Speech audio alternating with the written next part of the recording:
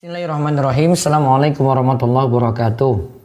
Alhamdulillah wassalatu wassalamu ala Rasulillah wa ala alihi wa sahbihi wasallam. Puji syukur kita panjatkan pada Allah. Salawat dan salam semoga tercurah pada Nabi besar kita Muhammad sallallahu alaihi wasallam. Para pemirsa, pendengar sekalian yang semoga senantiasa dirahmati oleh Allah. Mudah-mudahan Allah senantiasa berkahi antum, berkahi kita semua dalam kebaikan dan ketakwaan. Baik, malam hari ini mudah-mudahan jadi malam penuh berkah. Selamat bagi yang mendengarkan malam hari ini, mudah-mudahan dapat ilmu yang bermanfaat ya. Kita sekarang materinya serius. Ya, biasanya kita materi galau-galau, sekarang materi yang lebih serius. Nah, materi kita ini malam hari ini itu tentang fikih puasa. Saya ingin bahas ringkas. Kalau ini belum selesai berarti bahasan kita akan berlanjut besok. Dan walaupun nantinya untuk pertanyaan antum bisa tanyakan tema-tema yang macam-macam di luar dari pembahasan kita pada malam hari ini.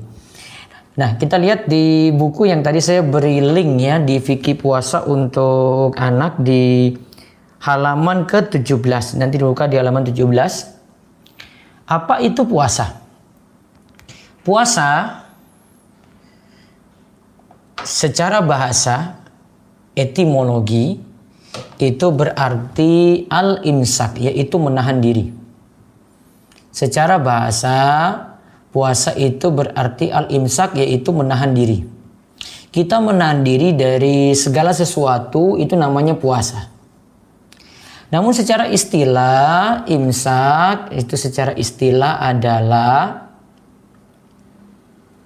imsak itu secara istilah adalah menahan diri dari hal tertentu. Ya, menahan diri dari hal tertentu. Dilakukan oleh orang tertentu.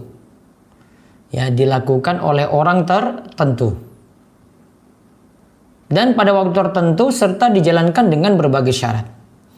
Lihat ada 4 poin di sini. Menahan diri dari hal tertentu. Berarti kita menahan hal tertentu yang tidak boleh kita lakukan saat kita itu berpuasa.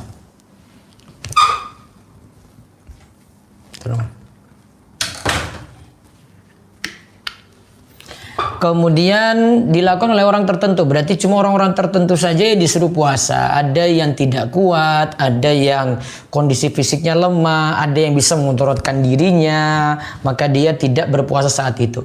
Pada waktu tertentu, berarti yang wajibnya itu dijalankan pada waktu tertentu saja. Lalu dijalankan dengan berbagai syarat. Ya, ada syarat-syarat tertentu untuk jalankan ibadah siam, ibadah puasa ini. Jadi 4 poin ini dibahas berarti dalam masalah puasa. Berarti ada pembatal puasa, kita tahan, cara menahan dirinya bagaimana, pembatal puasa itu apa saja. Yang kedua berarti orang yang berpuasa itu siapa saja. Terus yang ketiga, pada waktu tertentu berarti hari untuk puasa itu waktunya bagaimana ya. Kemudian yang keempat dijalankan dengan berbagai syarat. Berarti ada syarat-syarat ya, kita itu jalani ibadah siam atau ibadah puasa. Nah, itu ada yang dijalankan saat itu. Sebentar, ada yang kelupaan share tadi.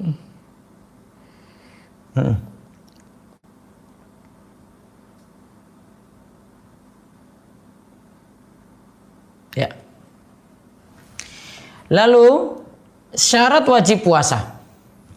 Jadi kita jalani puasa itu dengan penuhi syarat-syarat. Syarat wajib puasa, orang dikatakan puasa jika memenuhi syarat berikut ini. Yang pertama, dia itu Islam. Yang kedua, balik. Yang ketiga, berakal. Yang keempat, mampu menjalankan puasa. Saya ulang, yang pertama itu Islam, berarti orang kafir tidak wajib puasa. Yang kedua itu balik, berarti anak yang belum balik tidak wajib puasa, tapi diajak untuk belajar puasa. Ingat ya kalimatnya ya, diajak untuk belajar puasa. Sehingga orang tua itu ajarkan anak untuk puasa. Tidak nanti ketika balik baru dia disuruh puasa, akhirnya dia berat.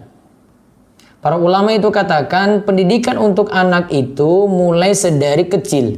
Kalau dia sudah terbiasa ketika kecil, maka ketika dia besar, ketika dia dewasa makin mudah. Namun kalau ketika kecil itu belum biasa, maka ketika besar juga makin sulit.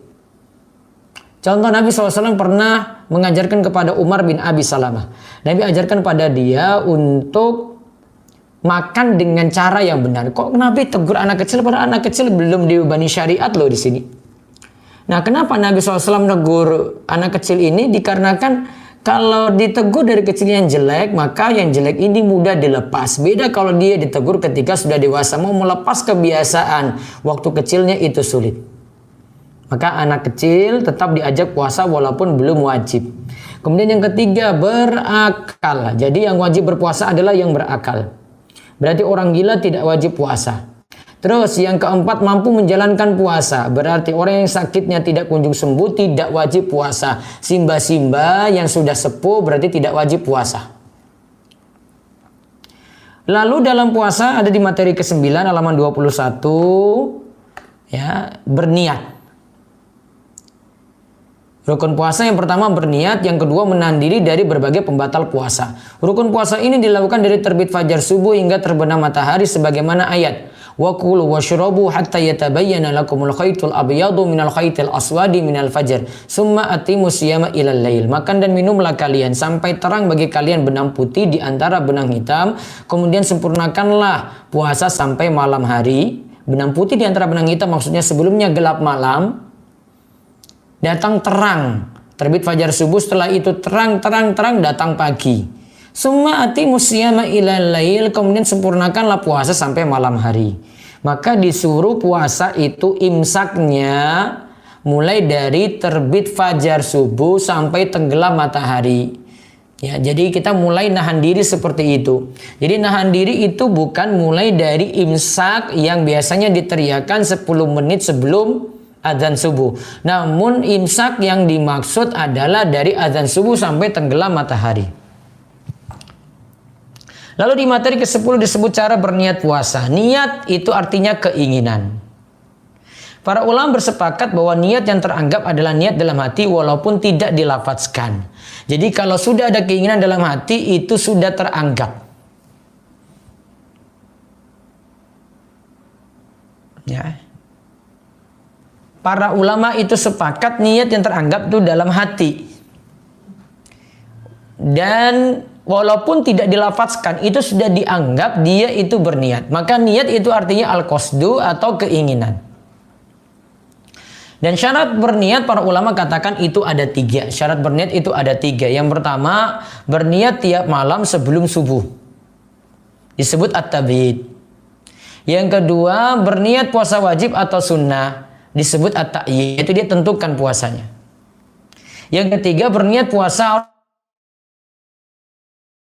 Berarti orang berniat puasa itu malam harinya dia sudah pasang niat, kemudian dia harus tentukan itu puasa wajib atau puasa sunnah. Kalau puasa Ramadan ya tentukan dalam hatinya itu niat puasa Ramadan. Kalau itu puasa sunnah Senin Kemis dia tentukan itu Senin Kemis. Kemudian berniat puasa harus diulang setiap malam disebut at-tikrar. Berarti tidak cukup pada awal Ramadan saja. Namun dia ulang tiap malamnya. Nah, di sini kami beri catatan kaki nomor 8, ulama Syafi'iyah menganjurkan untuk melafazkan niat agar lisan itu menolong hati untuk menghadirkan niat. Lisan itu membantu hati untuk menghadirkan niat. Walaupun kita tadi katakan tidak dilafazkan pun tetap sah. Lalu di halaman 25 di situ ada pembatal puasa, makan dan minum, terus ada muntah dengan sengaja, berhubungan intim suami istri, ya. Kemudian yang keempat keluar mani karena bercumbu. Nah, 2 poin nomor 3 dan 4 ini kadang orang tua tidak perlu detail dia beritahu pada anak, cuma gambaran saja. Oh gitu, terus lompat gitu, pura-pura dialihkan pembicaraan. Karena saya kan lagi bahas tentang materi parenting kan ya. Maka orang tua bisa ngatur strategi kayak gitu. Jadi bukan dia vulgar ceritakan semua, enggak, ada sifatnya itu. Kita masih punya rasa malu untuk menyampaikan pada anak hal-hal yang orang dewasa saja yang tahu. Terus yang kelima haid, nih ya. Kalau anak perempuannya sudah mau balik ya beritahu dia ini haid itu kayak gini. Terus nifas itu berarti darah yang keluar setelah melahirkan. Haid itu darah normal, biasa keluar 1 minggu. Dan haid ini mengakibatkan seorang tidak puasa, tidak sholat gitu. Nifas juga demikian, tidak puasa, tidak sholat. Namun kalau untuk haid dan nifas mesti qadha. Terus yang ketujuh, gila dan pingsan seharian. Ya, yang kedelapan, murtad keluar dari Islam. Yang ketujuh itu gila dan pingsan seharian. Yang kedelapan, murtad keluar dari Islam. Nah, poin-poin ini kami ambil dari matan Abu Syuja, matan Al-Ghaya wa Takrib. Terus di halaman ke-27 ada sunnah dan ada puasa. Al-Qadi Abu Syuja itu katakan ada 3 sunnah dan ada puasa. Yang pertama menyegerakan berbuka puasa. Jadi ketika azan sudah berkumandang, ngajak anak-anak. Ya, ngajak keluarga. Ayo buka. Ah, gitu. Yang kedua mengakhirkan makan sahur. Jadi makan sahurnya bukan jam 12 malam, bukan jam 1 malam, mepet dengan subuh. Maka kalau subuhnya misalnya jam setengah 5, ya bisa ajarkan dari jam setengah 4, jam 4 lah. Itu masih bisa. Mungkin ibunya siap-siap jam 3 atau jam setengah 4, nanti makan sahurnya jam 4. Terus yang ketiga meninggalkan kata-kata kotor, ngajarkan pada anak supaya kata-kata kotor tinggalkan, bertengkar ditinggalkan, biasa ribut dengan adiknya ditinggalkan gitu. Dan di bagian akhir nanti saya akan sebutkan ada waktu anak-anak yang sia-sia gitu. Walaupun mereka memang masa bermain banyak gitu. Tapi ada hal-hal yang orang tua mesti jaga, diatur. Main gamenya itu berapa lama, kemudian main di luar itu berapa lama. Ya, diatur juga ketika dia bertengkar dengan adiknya, dengan kakaknya, itu mesti diatur. Terus materi yang terakhir, hari dilarang puasa di halaman 29, diharamkan puasa pada 5 hari. Hari Idul Fitri, hari Idul Adha. Terus ada hari tasyrik. Hari tasyrik ada 3, 11, 12, 13 Dzulhijjah. Lalu dimakruhkan puasa pada Yaum Asyak.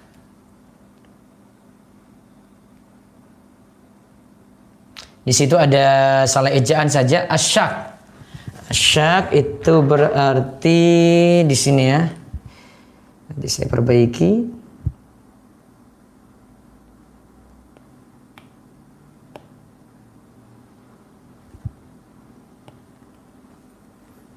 Ya. Di Yaum Asyak. Syak itu artinya hari yang meragukan. Ya, artinya hari yang meragukan. Jadi nanti di sini saya perbaiki nanti Asyak. Syak, SYAKK. Hari yang meragukan yaitu pada tanggal 30 Sya'ban. Kecuali bertepatan dengan hari kebiasaan berpuasa. Misalnya besok itu diperkirakan Ramadan hari Jumat. Kemisnya jika ada yang punya kebiasaan puasa, dia boleh berpuasa. Nah, itu dulu untuk bahasan kita. Setelah ini saya ajukan tanya jawab.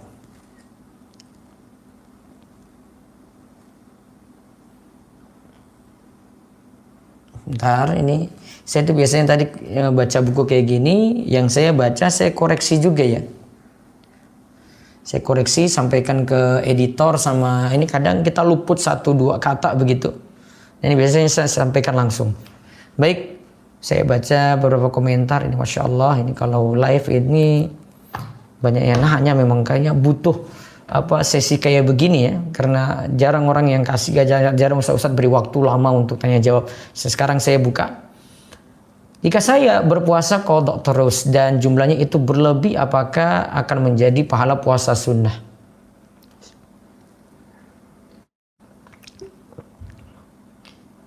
Puasa qadha terus. Kalau ada sebab karena dulu misalnya haid numpuk beberapa tahun, atau mungkin karena sakit sekarang mampu puasa, ya qadha, memang betul. Kalau misalnya kita mencicipi makan untuk mengetahui rasanya kurang asin atau kurang manis dan tidak sampai tertelan, bagaimana hukumnya? Boleh? Itu sesuatu yang masih dibolehkan saat berpuasa. Anak izin bertanya, apakah boleh mencium istri ketika puasa Ramadan? Para ulama katakan kalau sampai saya nanti bahas, tadi sudah saya singgung ya, mencumbu terus keluar mani ya. Berarti kalau mencumbu keluar mani batal. Namun kalau memang syahwatnya begitu menggelora, tidak bisa ditahan, takutnya nanti keluar mani, baiknya tidak dilakukan karena ini perantara untuk batalnya puasa gitu. Jangan mudah-mudahan, boleh-boleh saja, jangan. Harus tetap ditimbang-timbang di sini. Ya, kecuali kalau dia tidak masalah dengan syahwat, tidak sampai keluar mani, puasanya tetap sah, namun baiknya tidak dilakukan saat puasa, apalagi untuk pengantin muda. Terus pertanyaan selanjutnya, gangguan ya, sebentar.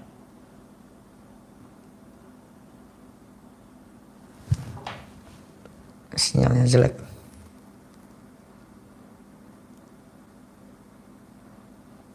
Ya. Kami pekerja lapangan.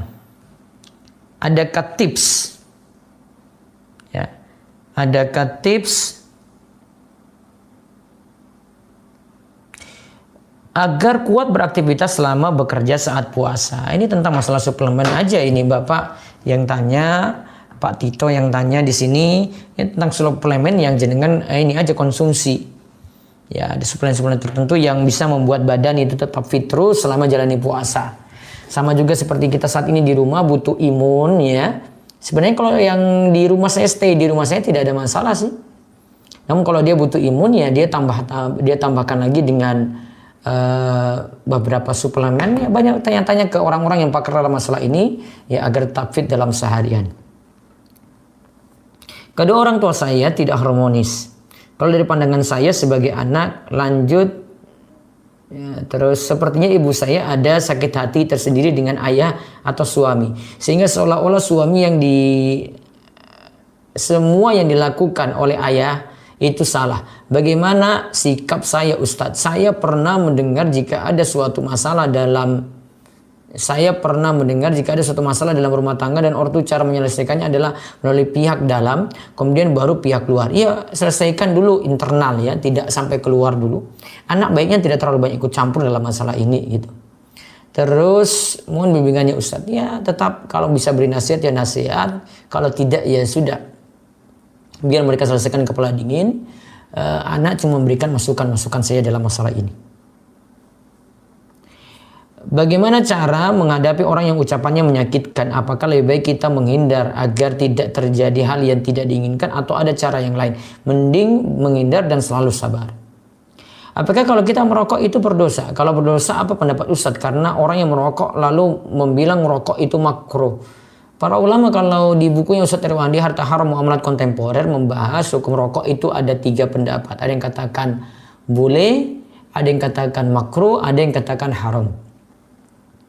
Berarti ada perselisihan di antara para ulama. Intinya mereka masih belum jelas dalilnya dikarenakan dalil yang membicarakan hal ini itu sifatnya masih belum jelas. Artinya tidak ada yang spesifik langsung menunjuk rokok itu haram. Namun pendapat yang tepat dalam masalah ini ya, hukum rokok itu haram karena rokok itu bisa membunuhmu. Dan kita tidak boleh menjerumuskan diri kita dalam ya, kebinasaan. Kita tidak boleh menjerumuskan diri kita dalam kebinasaan. Sehingga perlu diperhatikan kalau sudah tahu bahaya di sini dari rokok tadi, tentu saja orang yang tahu itu bahaya, mudaratnya besar, tidak terjang sesuatu yang bahaya ini.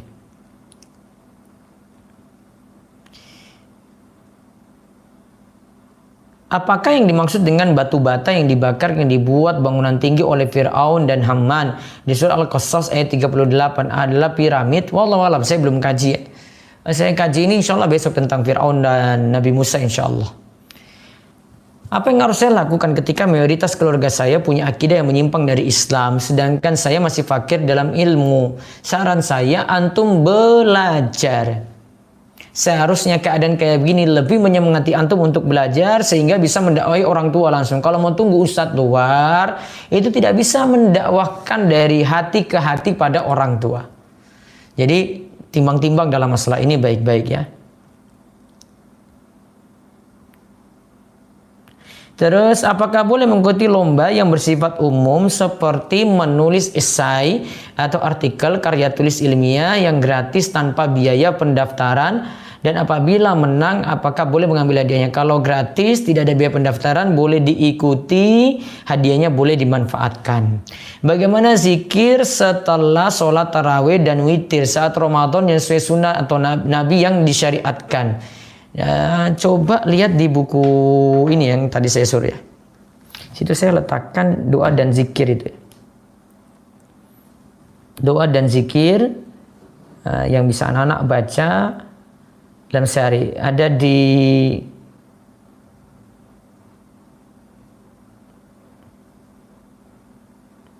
halaman 34. Setelah sholat witir dianjurkan membaca Subhanal Malikil Quddus, Subhanal Malikil Quddus, Subhanal Malikil Quddus, Rabbil Malaikati Warruh. Itu dibaca setelah witir. Jadi bukan hanya tarawihnya ya, dibacanya setelah witirnya. Bagaimana hukumnya membeli saham? Ya, ini pertanyaan masih umum ya. Harus dirinci ya, di dalamnya itu sahamnya bergeraknya bidang apa ya, dan transaksinya modelnya macam-macam. Bagaimana hukum sisa air setelah berkumpul yang ada di mulut tertelan pada puasa dikarenakan susah untuk dikeringkan? Apakah membatalkan puasa? Termasuk suatu hal yang dimaafkan, maka puasanya tidak batal. Bagaimana Ustadz mengedukasi masyarakat yang penuh bid'ah, kesyirikan hingga mengenal tauhid dan sunnah? Bisa diceritakan pengalaman Ustadz membina masyarakat seperti apa? Perlu kesabaran, yang jelas harus punya ilmu dan benar-benar hikmah dalam menyampaikan dakwah. Bolehkah sholat witir 1 rakaat saja di luar bulan Ramadan? Boleh saja. Namun harus lebih semangat lagi, apalagi kita stay di rumah bisa lebih daripada itu. Ustadz, kenapa ya setiap saya zikir selepas sholat merasa berat hati, merasa zikirnya memakan waktu? Bagaimana Ustadz? Ya mungkin karena futur dalam ibadah, kurang semangat, iman juga tidak dibina terus, jauh dari guru agama, jauh dari ilmu, jauh dari majelis ilmu. Biasanya pengaruhnya macam-macam. Bagaimana manajemen waktu terkait dalam Islam seperti membagi waktu beribadah dan belajar? Nanti lihat video sebelumnya tentang kajian kita malam ini ya di playlist podcast di Rumah Iso TV ini. Kemarin kita sudah bahas kiat membagi waktu di rumah saja. Nah, materi itu bisa dikaji lagi ulang. Ana sudah memaafkan kejadian antara istri Ana dengan laki-laki lain. Saya sudah memaafkan. Namun was-was ingin mengetahui sejauh apa masih terus terngiang di hati anak. Minta sarannya. Tidak usah ungkit-ungkit lagi walaupun sulit untuk menerima. Sekarang bangun lembaran baru. Kalau bisa ya mau menerima ya benar-benar dimaafkan. Gak usah diungkit-ungkit lagi. Mudah-mudahan dengan membuka jalan baru ini, pintu baru masuk ke keluarga yang ya dianggap baru lagi. Mudah-mudahan kedepannya jadi lebih baik. Pada saat berpuasa, apakah boleh sikat gigi menggunakan pasta gigi? Lebih baik dilakukan sebelum imsak atau boleh saat berpuasa? Baiknya dilakukan sebelum imsak saja. Sebelum subuh atau setelah makan sahur, baru sikat gigi. Jangan di tengah-tengah berpuasa, itu lebih aman. Apakah saya berdosa jika merasa jengkel saat sholat berjamaah dengan ayah saya karena bacaannya kurang baik? Sudah saya beritahu salahnya di mana, tapi diulang terus. Sabar-sabar dengan ayah ya. Tetap ketika itu bersamanya sholat ya, sekaligus bisa, kalau bisa sih dididik. Dan memang momen ketika kita berada di rumah saat ini, orang-orang dalam rumah kita akan tahu dekat, dan akhirnya kita harus punya usaha keras untuk mengajak mereka dalam agama yang benar juga. Apakah saya berdosa jika merasa bagaimana jika kita bermuhasabah setiap hari dan bahkan mencatat kesalahan-kesalahan yang kita sadari setiap harinya? Apakah termasuk hal yang berlebihan? Tidak juga, itu namanya introspeksi diri. Namun cara introspeksi diri atau muhasabah mulai dari yang wajib dulu, kemudian yang haram, yang mesti dilakukan atau tidak, baru hal yang sunnah dan seterusnya. Bisa baca artikel saya di rumaiso.com, judulnya itu muhasabah. Coba cari tentang artikel muhasabah diri atau introspeksi diri. Ada orang Islam tapi suka melakukan bid'ah, kesyirikan dan kemusyrikan. Apakah orang seperti ini akan kekal dalam neraka? Tergantung di sini ya. Kalau kesyirikannya keluarkan dari Islam ya kekal dalam neraka. Bid'ah belum tentu yang membuat kekal dalam neraka ya. Jadi jangan, biasanya yang salah dipahami adalah menyamakan bid'ah dan syirik. Padahal tidak selamanya bid'ah itu sama dengan syirik. Namun orang-orang kita kalau diberitahu bid'ah anggapannya itu syirik, kekal dalam neraka. Nah ini yang harus diluruskan. Lebih prioritas mana antara belajar bahasa Arab dengan menghafal Al-Quran? Dan bagaimana agar diri bisa istiqomah untuk belajar bahasa Arab? Memang agak berat belajar bahasa Arab, maka harus dipaksakan. Kalau sudah ikut terjun di dalamnya, ingin belajar, ya belajar terus, jangan separuh-separuh. Jangan kalau sudah nggak paham, nggak undur diri, nggak. Harus dipaksakan. Kalau enggak, ya jadi seperti itu terus. Kemudian, apakah sholat tobat itu diwajibkan minimal 1 kali seumur hidup oleh setiap muslim? Enggak. Sholat tobat ya ketika mau bertobat kalau lakukan kesalahan. Baik, ini sisa 2 menit lagi ya. Nanti bisa manfaatkan setiap malam, nanti saya ini ajarkan. Kalau makin di atas pertanyaannya, makin cepat antum data, makin cepat antum isi pertanyaan, makin mudah saya jawab. Apakah terus di bawahnya lagi, bagaimana menasihati orang tua yang sedikit-sedikit menyalahi dan menuduh Cina dalam hampir setiap hal yang jelek-jelek? Sabar dan perlu pahamkan orang tua dengan baik. Terus di saat kita sudah doa sujud 3 kali dan dilanjutkan berdoa ketika sujud, apakah harus diakhiri dengan kata amin? Apa tidak usah? Tidak perlu. Terus apakah doa sesudah tasyahud awal, tepatnya sesudah sholawat Nabi, sebagaimana saya pernah baca di dalam Subulus Salam, apakah ini dibenarkan menurut ulama Ahlussunnah? Sesudah tasyahud awal masih boleh berdoa lagi menurut sebagian ulama ya. Namun kalau tidak dengan doa, dengan dia cukupkan dengan baca itu saja sudah cukup, karena biasanya tahiyat awal itu lebih singkat dibandingkan dengan tahiyat akhir. Apa hukumnya membagi barang berbayar setelah dibeli? Contohnya membeli aplikasi berbayar terus dikirim ke teman dengan cuma-cuma, atau beli buku terus difotokopi buat orang lain. Kalau misalnya aplikasi ini hanya boleh untuk 1 orang, antum nggak boleh kasih ke yang lain dong. Penuhi aturan ketika antum beli. Jadi timbang baik-baik untuk mengasih cuma-cuma pada teman.